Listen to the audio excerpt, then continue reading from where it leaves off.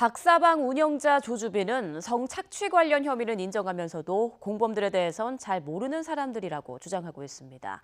범죄단체 조직죄를 의식한 거란 해석이 나오는데 검찰은 우선 이번 주 조주빈을 재판에 넘긴 뒤 보강 수사를 거쳐 추가 기소하는 방안을 검토하고 있습니다. 이종원 기자입니다. 조주빈에 대한 고강도 조사를 이어온 검찰은 지난주 공범들도 잇따라 불러 조사했습니다. 피해자 개인정보를 빼돌려 조주빈에게 제공한 강모 씨와 성착취물 제작에 직접 가담한 한모 씨 등으로 모두 구속 기소된 상태입니다. 검찰은 조주빈의 범행 과정에서 이들이 임무를 부여받은 경위 등 구체적인 역할과 공모 관계를 집중적으로 캐물은 것으로 전해졌습니다. 단순히 성착취물 제작과 유포 혐의에 대한 조사를 넘어 범죄단체 조직죄 적용을 위한 조사도 본격화한 셈입니다.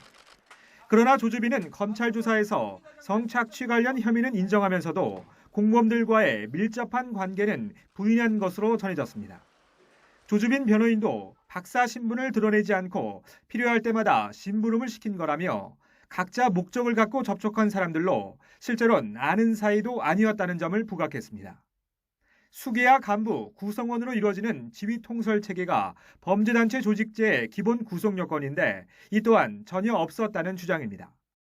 그러나 검찰은 경찰 수사 상황을 공유하며 공범 수사에 더 속도를 높일 방침입니다.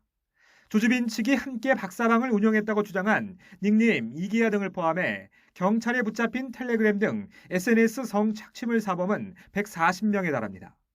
법조계에선 성착취물 대화방의 원조격인 갓갓의 신병이 확보되면 켈리나 왓츠맨 등으로 범죄단체 조직죄 적용 대상이 늘어날 수 있다는 견해도 있습니다.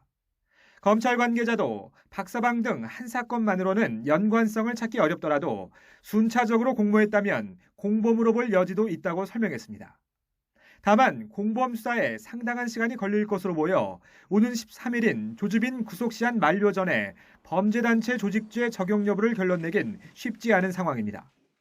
검찰은 이르면 이번 주 성착취물 제작 유포 등의 혐의로만 우선 재판에 넘긴 뒤 보강 수사를 거쳐 추가 기소 여부를 결정할 전망입니다. YTN 이종원입니다.